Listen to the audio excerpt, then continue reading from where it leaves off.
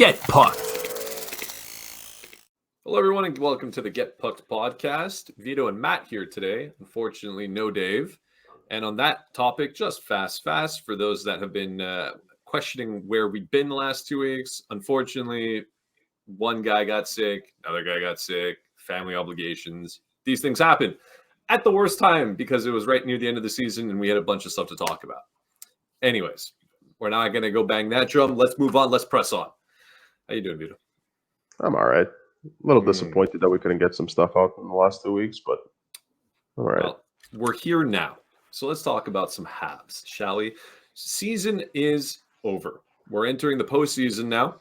Unfortunately, the Canadiens, of course, are not going to be playing in the postseason, but that isn't to say that there's not a bunch of things to talk about. We're going to be having episodes, obviously, leading up closer to the draft about the draft, so we're not going to get into that. Let's talk about the season that was. So first things first, hot off the press, Martin St. Louis, the option was picked up. He's going to be around. They added the extra 2 years, so I think it's 3 more seasons as the bench boss of the Canadiens. Initial reaction?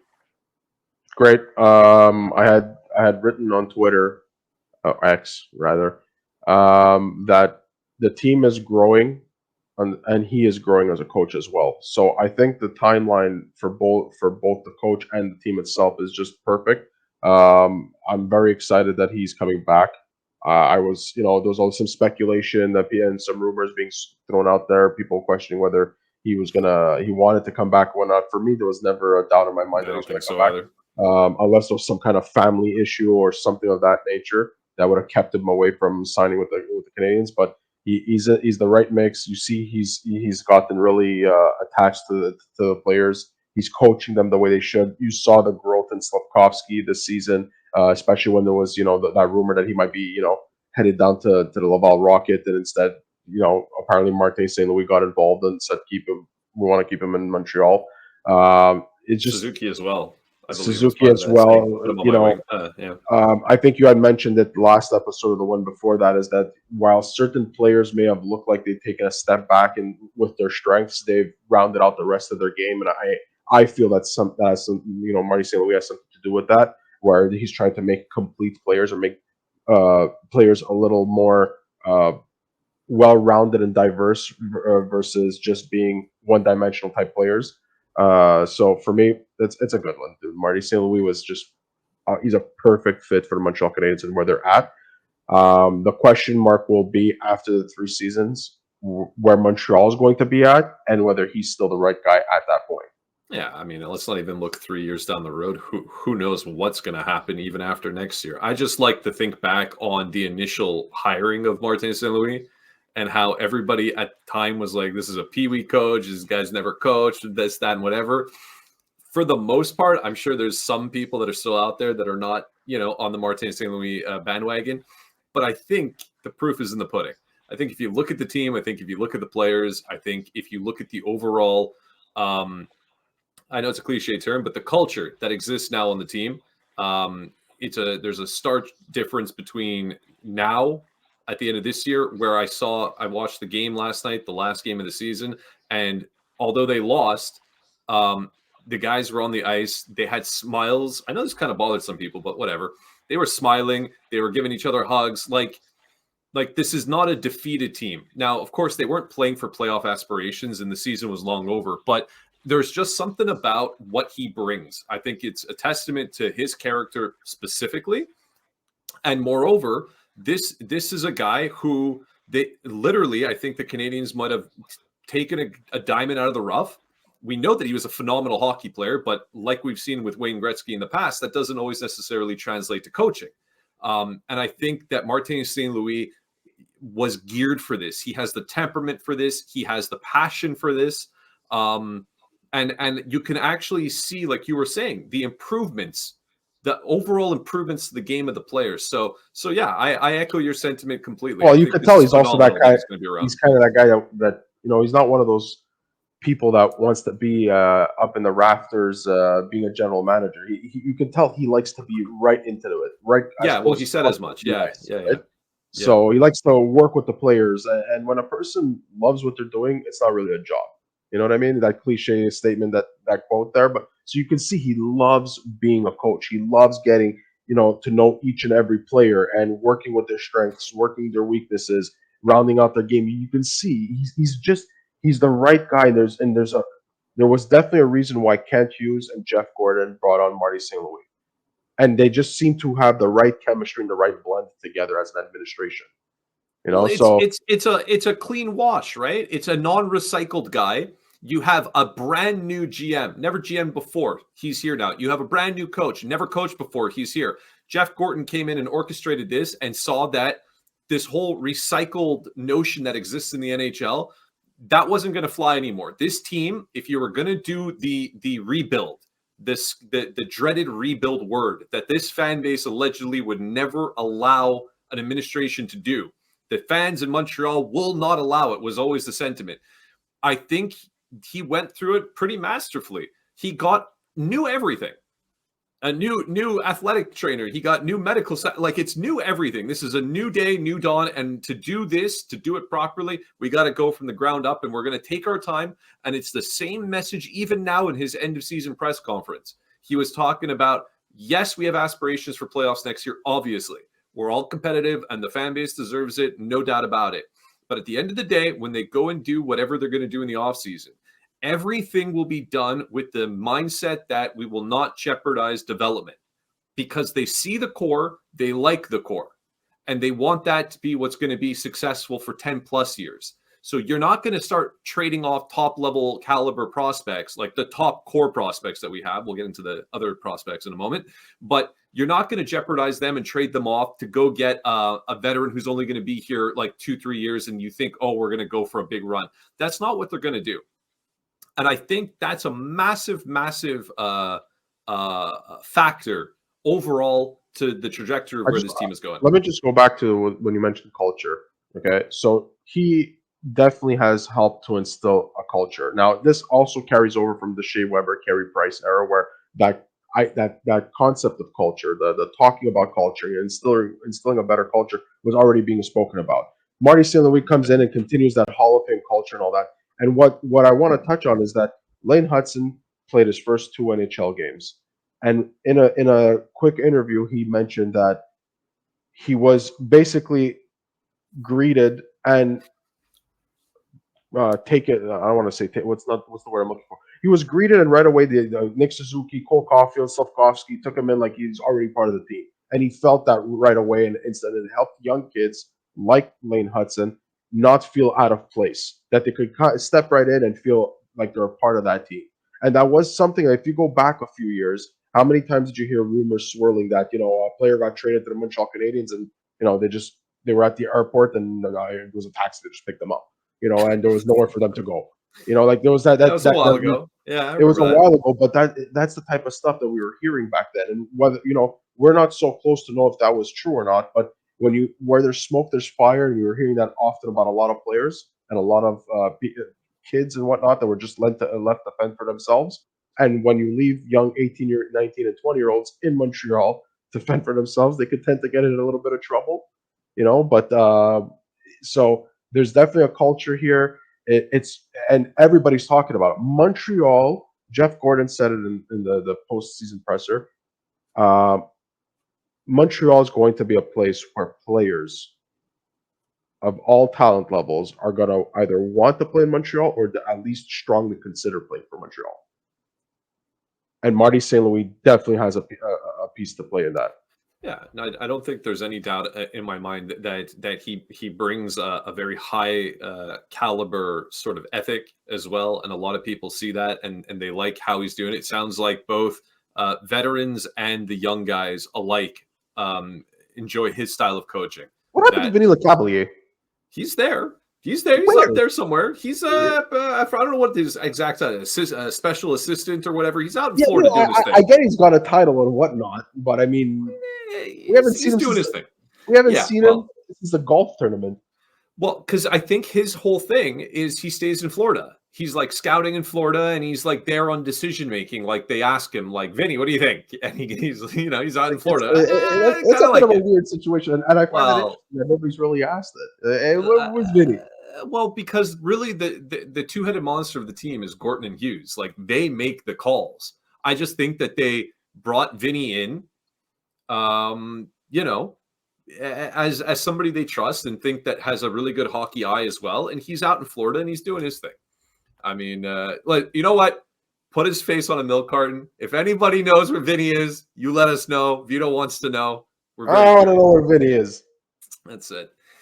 Well, like I mentioned, I mean, and most people, obviously, by the time they listen to this, know the season's over. Give me one word to summarize the season. It's I'm going to use the word progress. It's ironic because if you look at them in the standings right now, especially we don't know if they're going to draft right now for the lottery draft five or six, yeah. Right? So if they end up at fifth, it's the same place as they were last year. However, a lot of players have progressed. A lot of players have produced that didn't last year. Montreal leads the league in overtime losses. Just half of those put them, half of them could have gone either way and would have put them in a playoff position, so to speak, or at least fighting for a playoff spot. Yeah. They're the team that lost, I think, the most one-goal games in the entire NHL this year. Yeah, I think so. So when you're looking at it that way, last year there was entertaining hockey, but there was many more games that were just dreadful to watch. It was like a big mix of everything. This season, there was a lot more entertaining hockey being played. You saw the growth of a lot of our star players, or our future star players, or at least the players that the teams have invested quite a bit into. And you're seeing there's a lot to be excited for next year. So I'm going to say progress for this year. Progress for this year. That's pretty good.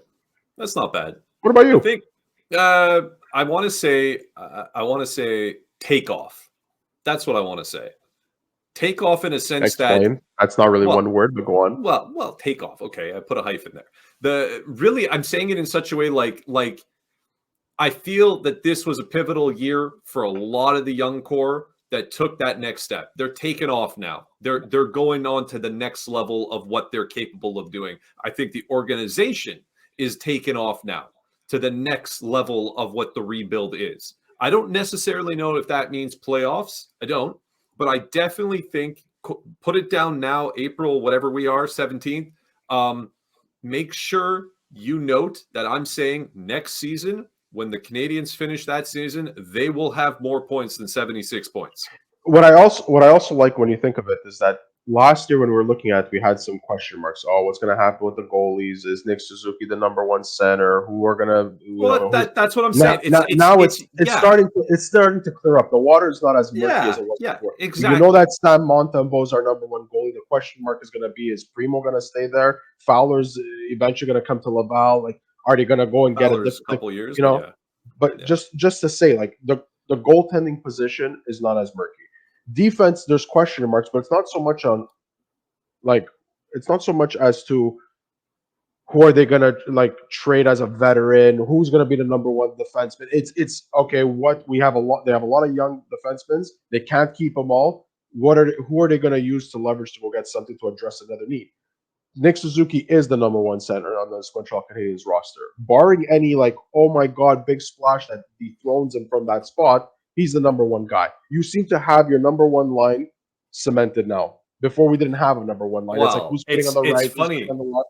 Yeah, but hold on. It's funny you say that because unfortunately he's not here, but I think he won't mind if I mention it on his behalf. If you were to ask somebody like Dave, for example, do you have a number one line? He'd give you one of his Dave faces and say, do you? Do you? Like some people are not 100% convinced that first line that was out there for the majority of this season with Slafkovsky and Suzuki and Caufield are a number one line.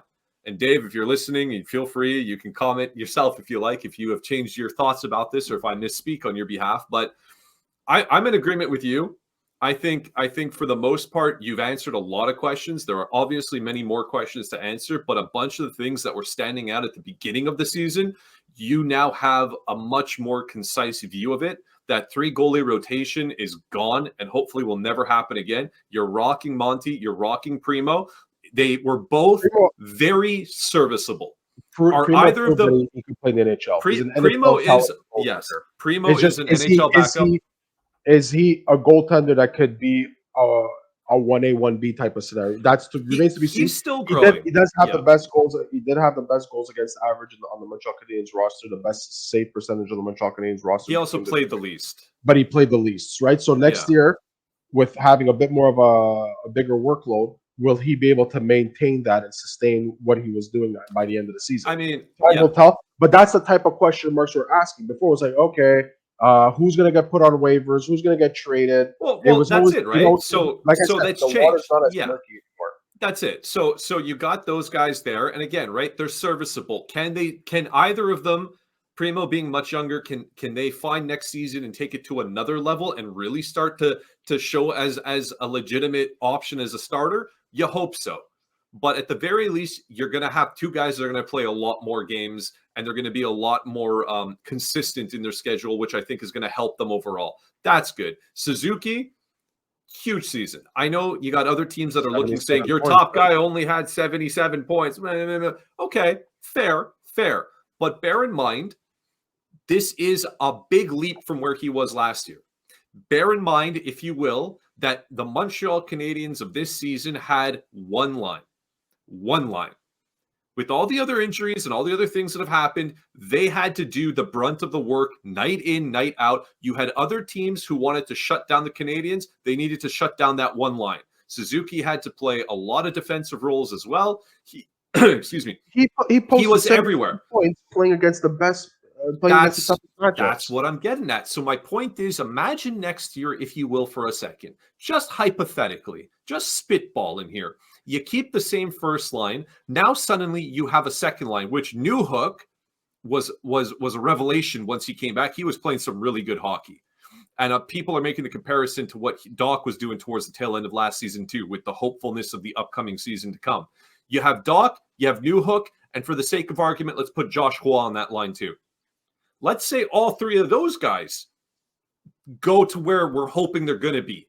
Not even max potential, but like they take that next step. Enough that they need to keep the other teams honest about them. You can't ignore them. Suddenly, what do you think is going to happen to that first line? They're going to draw more opportunities against the weaker defensive pairings and against the weaker lines. Not all the time, but more often. That is ultimately going to lead to more goals. So is it feasible for Suzuki to all of a sudden be an 85-point player next year? Well, Absolutely. he's always had point per game potential. But you see, like, is he at the levels of the McDavids of the world? Absolutely not. But at the same time, there are number one centers across the league that are posting up similar numbers or have posted similar numbers, give or take 5-10 points here and there. Not 10 points, but 5 points. Rupee Hintz is a perfect example. Rupee Hintz has been a perennial. He's been a 70-point center, 37 goals until this year. Okay, this year's at 65 points in 79 games, 30 goals. He's considered a number one center. Nico Hischier, considered a number one center. You could argue it should be Jack Hughes and the coaching or whatever. Should be, right? But I mean, you have guys that are number one centers that are 75+ point players. The thing is that he scored 33 goals. That is huge. For a team that was lacking goal scoring, they got 33 goals while playing the toughest matchups. There has been definitely an uptick in Suzuki's game. He's brought his game to another level. I do think that Suzuki can be a point per game player. I think he'll plateau at around that 85-ish points. That's my theory. That's my opinion. I don't see him as being a guy who's going to break 100 or even could he have a crazy season when the whole team's gelling together and be in the low 90s? Possibly. But for now, let's be happy with the 77 points. Let's be happy that Caufield, while he didn't score the goals that people were projecting him to score at the beginning of the season, he had a career year in terms of his stats. He also, you know what I mean, his points per game. Slafkovsky hit 50 points and 20 goals in his second year in the NHL. Newhook also hit new highs there too, while missing a good chunk of the season. There's a lot to take off. They're taking off, baby. They're taking off, and I do expect that next year they will take their season and their game to another level. Next year, add Kirby Dach. Hopefully, he doesn't get hurt, and he's healthy to play. And then add whatever talent that they may add in the offseason and the changes that they do. I'm excited to see the Montreal Canadiens next year. So, I'm okay. excited to see the Montreal Canadiens for the next few years because the future is bright, and it's very bright. I think a lot of people echo your sentiment. Let's talk about the future for half a second, because you look at the team, right? We're now done with the season. There's no more games to be played for this particular team. So now the obvious thing to do is to start to consider, well, what are they going to do in the offseason? And you hear in the press conference that Gorton said, and I'm paraphrasing, but they're going to look to do some big moves. They're going to look to do something to help this team take the next step. And most people who have been tracking the team know that you're probably missing anywhere between 2 and 3 pieces for this team to really be ready to rock. Of course, if the goaltending ends up solidifying itself even better, there's one question down. Defense, I think you're pretty okay on defense. We'll get to it in a moment. But you got 3 guys, 2 of which are UFAs, and they're not coming back, in Colin White and Tanner Pearson. So they're gone. You have RFA in Jesse Ylonen, who I think is not going to be offered a contract, to be honest with you. I don't think he has a spot. They may qualify him just so that they don't lose him for nothing, but at the same send time, him down on waivers, and then maybe he gets claimed, because I mean, he would have to accept his qualifying offer, but at the same time, it wouldn't surprise me if he goes and takes another opportunity elsewhere. But what's he gonna get that's so different than what he would have gotten here in Montreal, right? Because he's kind of stuck in that position where he didn't produce enough to be enticing, and he didn't use a shot, which is one of their strengths, often enough to be like, okay, this guy could turn him into a sniper of sorts. So it's like he'd be better off, in my opinion, having the conversation with Kent Hughes and seeing where he fits next season and trying to get himself a guaranteed, even if it's 4th line, but play to his strengths. He's not a 4th line player, at least not his body is the way his game is not 4th line material. But at the same time, maybe it's also time for the Montreal Canadiens, and for him to move on to open up a roster spot for somebody who's better suited for the roles. This is my point I'm trying to make. That when I pull up the roster and I plug in the guys who are under contract next year, just looking at the top 12 that have contracts, you have a full lineup. Yeah. Now, we've always been talking about the defensemen. We have a plethora of defensive prospects, and a lot of guys that have shown what they can do and where they're kind of getting to. And you got guys like Kovacevic, you got Justin Barons of the world, you got Jordan Harris's, you got James Strubles, and the list goes on. And they bring up Mailloux, and they have Lane Hutson, who are likely going to vie for spots next season as well. So you got a ton of defensive prospects. And we can even talk about the elephant in the room about Mike Matheson.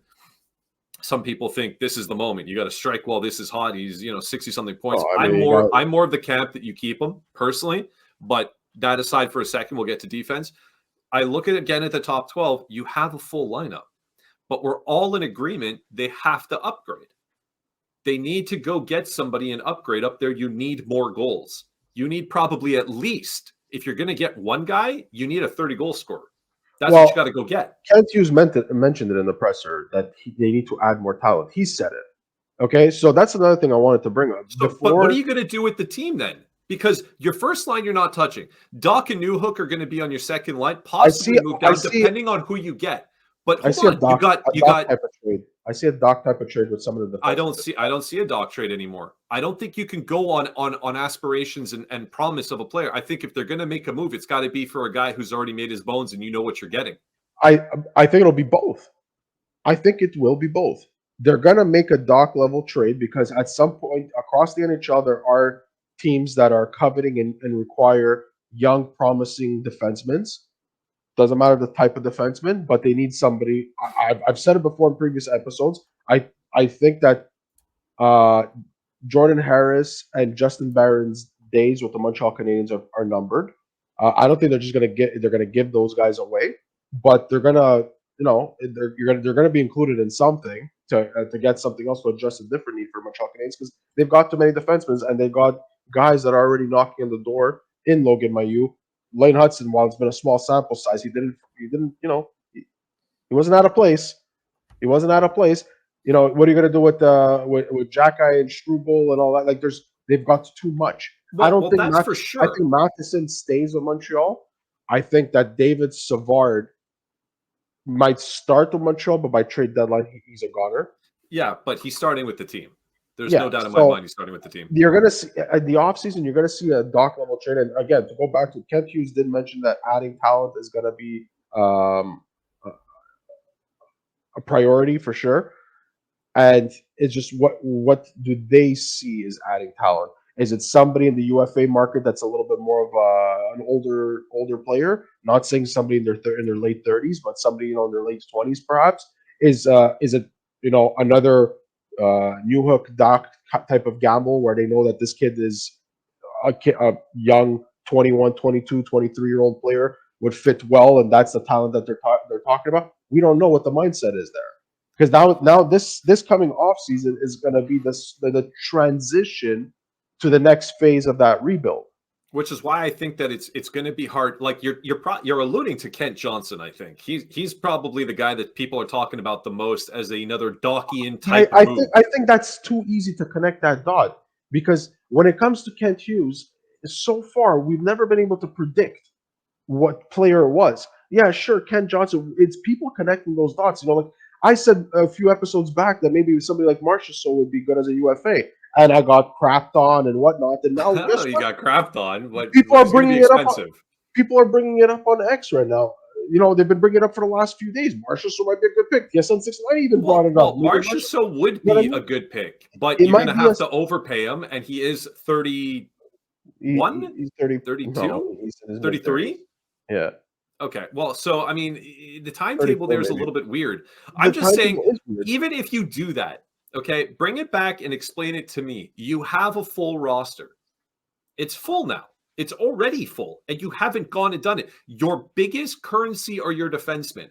Unless if you make whoever you're training take some of your guys from up front, which is not going to be simple to do because everybody's got contracts. I mean, like you got, for example, is Joshua Claw going to make the team? Yeah, he will. So if he makes the team, he was doing great till he got hurt. He was. I'm not necessarily saying no, that's a crazy thing that you just said. But if he makes the team, he's taking that spot that's left over. Pretending that they don't offer Ylonen a contract. I got Cap Friendly open here, so I'm just shoving him down here. So now you got a full 12 with Michael Pezzetta as your 13th. Okay? Your third line right now on paper is Armia, Dvorak, and Gallagher. And your fourth line is Harvey Pinard, Evans, and Josh Anderson at $5.5 million. Well, you did. Okay, hold on a second. Hold on, time out. You're looking at it right now with the injuries that are in place. No, I'm not. I put everybody back. Where do you have Joshua Roy then? I put him on the second line with Dach and Newhook. I would say he's going more on the third line. Yeah, whatever. The point is the body is there. Now, I'm in agreement. I look at this roster and I say, well, this is the roster they had this year. The only difference is Kirby Dach is plugged in and he's not hurt. Does Kirby Dach make the difference and boost this team up however many goals that he can possibly do, and suddenly they bridge the gap of 15 points and make the playoffs? Hold on a second. I don't know. Kirby Dach, I don't think so. Let's say he stays healthy. You're still talking about a guy that I think, anyway, is at least 60 points. He's a 55. Was this team 160-point player away from making up 15 points in the standings for a playoff spot? Well, Matt, when you think of how many games that they lost, 1-goal games they lost, he could have been a difference maker on those games. Yeah, but they also don't guarantee a win. They don't guarantee a win. I understand, but they don't guarantee. You know what I mean? It's like would they have won more games with Kirby Dach? Yes. They were missing a key player, and it was a number 2 seed. Now, the only thing that helped is that Monahan was there to be a stopgap until the season ended. But then they traded him, and then the number 2 seed was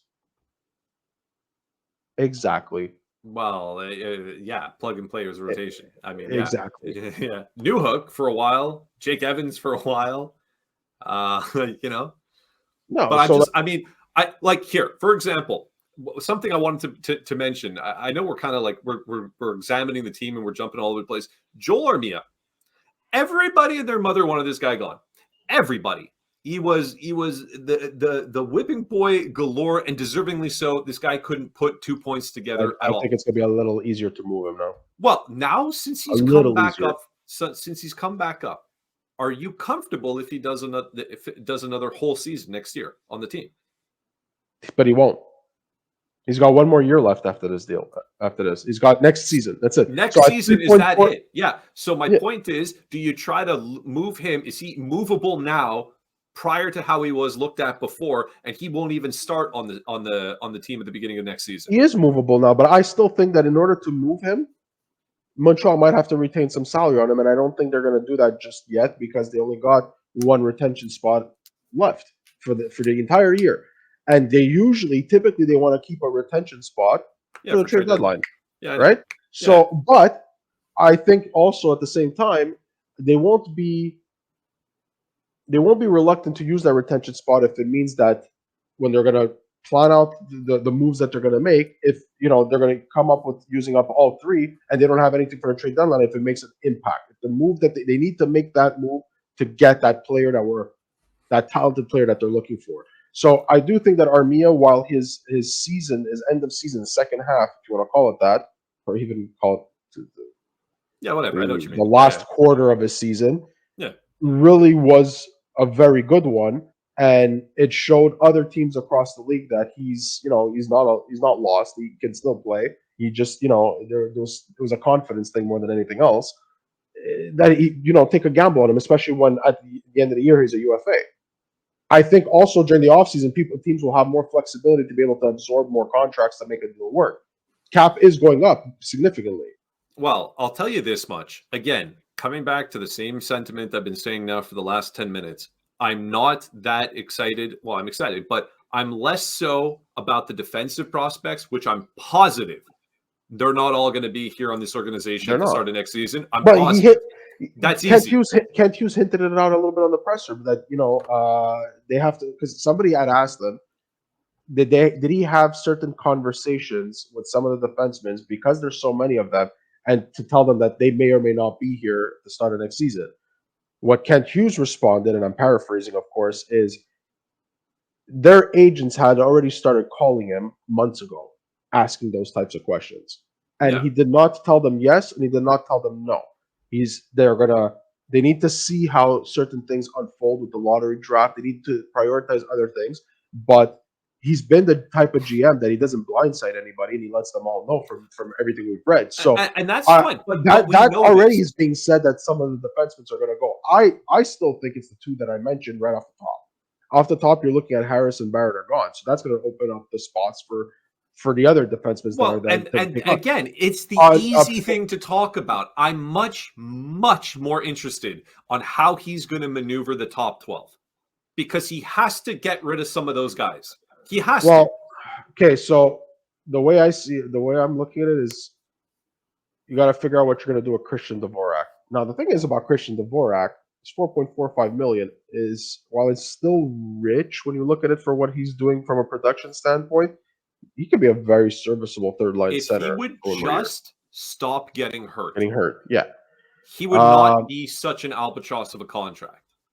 But yeah, you got to figure out what you're doing with him. You got to figure out what you're doing with Armia. You got to figure out what you're doing. Like RHP, does he even make the team out of camp next season?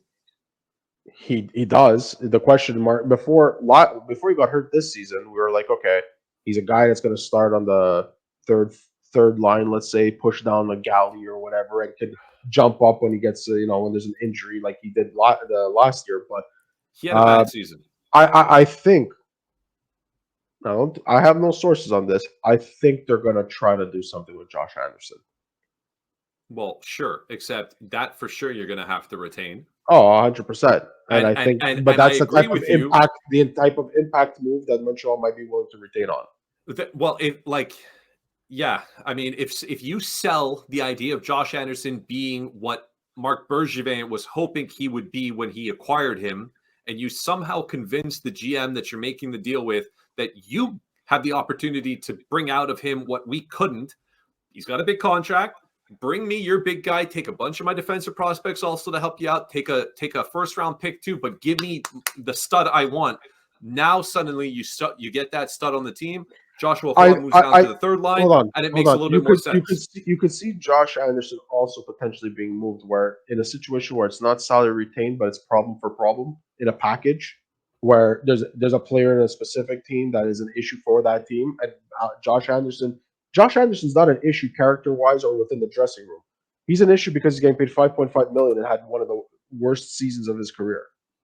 And But what does teams problem for will problem help you for? You need to move people out to make because spots. I understand, but you can take a problem for problem that has less term and not have to retain salary, and then it gives you flexibility to trade deadline. There's always about flexibility in the cap. I honestly can't see a GM doing that and just doing. We don't know what's going to happen because sure, relocation is coming, okay, baby. Dave. Okay, Dave. I know. Relocation is coming, and we don't know what type of splashes that general manager, that administration is going to want to make. We don't. The whole dynamic this offseason is going to be different because of relocation. I mean, it's you make an excellent point.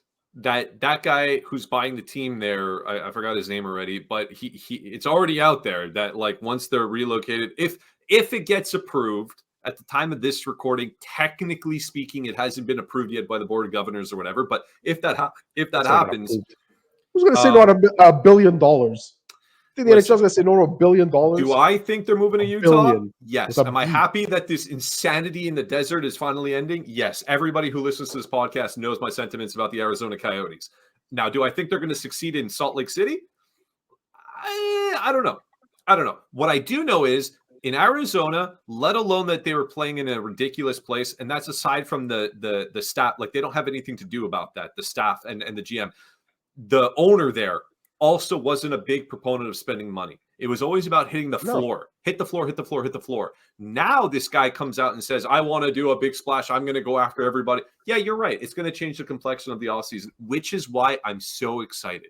Because in my estimation, if they're going to do what they're saying that they want to do, Kent Hughes and Jeff Gordon, and that they're going to go and try to get a big piece or two to help get you those extra points that you need that would have otherwise won you all those games that you only lost by 1 goal, then you have to make room in your top 12. And you got guys with contracts across the board here. You have a full roster. So I'm super curious to know how they're going to finagle trades to get some of these guys out to make room to bring people in. He's going to be creative, that's for sure. They're going to have to be creative. They're going to have to figure out what to do. They might have to, they got a lot of picks coming up. They won't be able to keep all those picks and players that they're going to draft. So they're going to have to leverage some of the draft picks that they have. They've got the assets to make certain moves. They need to be able to sell and make it enticing enough for the other GM on the other side to say, yeah, okay, I'll do that. And you know what? Kent Hughes hasn't failed us once to do these types of things. And I have a lot of faith in him. I think the thing that I'm sitting back and this I posed the question to the listeners that have made it along here at the 30-something-ish mark. Would you be okay if in order to get that big guy to come back, the 30-plus goal scorer, the 80-plus potential guy that's out there that this team is needing, would you be okay with finding a way to unload your contracts up front, but you got to give, and you're going to have to give a lot. And I know that you're mentioning Struble and Harris, and these could be guys that could be swapped for a Dachian type player, sure. But if you want a guy who's already made his bones, a guy that you know that you're going to get, are you going to be comfortable giving up your grade A prospects in addition to probably first round picks? Is that something that as a fan base you're comfortable? And I mean to say the Ghoulies of the world, or possibly even. I know this is blasphemy to mention, but possibly even the Lane Hutsons of the world, the Reinbachers of the world, because we're that's our strength is defense. If that's what it takes, my friend. If that's what it takes, would you be comfortable with it? I know you don't like it, but if you're sitting there and you're like, you're going to give me a guy who can get me 35 goals and 80-plus points. It depends who we're talking. If you're telling me it's like a 29-year-old veteran that he sure is an 80-point player, then no. 25-year-old. Okay, 25-year-old, again, depends who. But I wouldn't do it for a Zegras if that's what you're hinting to. No, that's probably a bit rich for Zegras. Yeah. What some people I'm saying it's a guy that's past the show me point. I'm talking about. I'll have to come up with an actual name, and perhaps I'll add it to the comment section of the video when we're done here. But I'm just saying when they isolate that player, that everybody in the fan base and them themselves have said that they are missing a top level talent, a goal scorer. Now, you got to give to get, man. It's got to be. And you got a ton of defensive prospects. And we're all sitting here laughing at ourselves saying, yeah, okay, we want to keep Hutson. We want to keep Reinbacher. We want to keep Gooley. We want to keep Mailloux. We want to keep all the good ones. And then the ones that are one tier under that, yeah, we're willing to swap them. We'll change them. It's not a big deal. It ain't going to work that way. I'm telling you now, it's not going to work that way. One of those four, I think, will have to be on the move to be packaged together with a top pick. I don't know if it's the Habs pick, to be fair. It could be Calgary's of next year, or it could be Winnipeg's of this year. It's going to be packaged with a player up front or two to get some salary off the books and spots available. And you're going to need to do that kind of a deal to get something back. And I at this point, it's curious because I feel like a lot of the fan base is down the middle about this. They don't want to part with those guys, but at the same time, they understand the need of having the upfront I think support. Okay, you're gonna see certain fans start to change their opinions and mindsets about it once the draft happens. If the Montreal Canadiens manage to land one of the top talented forwards in the draft, because there's just certain that's one piece. That's where I think one of those forwards that are believed to be able to come into the NHL immediately. Now they won't make an impact right away. They won't make an impact right away, but that's the type of player that you're going to look and say, okay, that could change the plans of the Montreal Canadiens. But yeah, so something like that. That's where I think you'll see where certain fans are going to start changing their opinions and their tunes on things. I'm just pulling up just quickly here. I just want to find the top goal scorers. I mean, I don't want to get too nuts, and it's got to be somebody who's not that old, and it's got to. I mean, the Marshall, but he's UFA, so maybe they just get him outright. But to actually trade, to possibly go and trade. Well, there's Sebastian Aho again. Be hilarious. Pedersen, but I don't think he's going anywhere. I mean, and then already I'm at rank 26 where I find Suzuki, who had 33 points. Clayton Keller could be interesting. He had 33 points. He's kind of the right age. It's that whole notion of going to Utah. Maybe he really doesn't want to go there. Who the hell knows what's going to happen with that? But it's interesting. It's at least interesting to talk about. I mean, at this point, I'm starting to dip low here, and I don't see anybody else that's jumping out that I'm like, okay, this is a monster. Listen, it's going to be tough. I'm curious to know who the fans that are listening, who they would try to target if you were to put together a super package that pretty much ensures that minus maybe the top 10 players of the NHL, this package is going to get you that guy. Who's that guy that you think that comes in here and really makes the Hab take the next step? Let us know in the comments below. I'm curious. I'll come up with a name also, and we'll share it in the next episode. For you. Martin Nikas. It's an interesting pick because do I think he helps? Of course. Does he come with the pedigree that I would expect the player to come with if you're giving up the package I suggested? No. I expect more. Now, maybe I'm crazy, but if I'm giving you a grade A defensive stud prospect, I'm giving you a first round pick. I'm probably giving you another good prospect, and I'm giving you one or two bona fide NHL I'm not saying players. I'd give up all those crazy pieces and all that stuff, but Martin Nikas would be a great addition to the Montreal Canadiens if they're able to land them and pay him a reasonable pay for a guy who can produce, who's been up and down the Carolina roster, not because he doesn't have the talent, because they're just that deep. Oh, I'm curious. I'm curious to know what other people are thinking too about this, because I mean they're going to do something. I think free agency is always an option, and there are guys like we keep mentioning, Marchessault out there that could potentially be interesting. But I think the true bread and butter move of the offseason is going to be a big package deal to go bring a big player back. And I just don't really know who they're targeting. And again, they're going to have to do some sort of gymnastics with the current roster they have up front, because you have a full deck, and it's not good enough. We saw that this year, and I don't believe a healthy Kirby Dach would have made that significant of a difference this year to bring them over the hump. So you need more firepower. You need more goals. You need better upfront action. Now, who is that, and where they're going to do it? That's what I'm most interested in. The defensive stuff, they're going to move defensemen. I don't know what they're going to do with it. I don't know how they're going to play with it. They have just a comical amount of defensive prospects. They're going to move. So I'm curious where that's going to lead us. And we're going to keep, obviously, our ear to the social media sphere to see what's happening as the rumors keep progressing, as we start moving towards free agency, which is where we're already looking at. I know the postseason is just starting, but you look at free agency, I'm looking at the draft. The draft, where everything happens. Draft is going to be huge. Of course, if they end up moving up from their spot, if they stay at 5 and they have the opportunity to get first overall pick, that's going to be massive. But I think if they drop anywhere in the top 5, they're going to get a really, really good player. That's where I think they're everybody's way. Anybody who's out of the playoffs and is in the lottery draft, they're all waiting to see what that lottery draft is going to look like, because hypothetically speaking, Montreal gets lucky and wins the lottery draft. All of a sudden, things change big time, especially down the middle with having someone like Macklin Chilabrini there. Oh, 100%. You know what I mean? So we'll see. On a non-Habs related note, we're going to be seeing more Marc-Andre Fleury hockey. Yep. Back for one more year. So that'll be good to see. I'm happy for Flower. I think we're going to wrap it up here, though.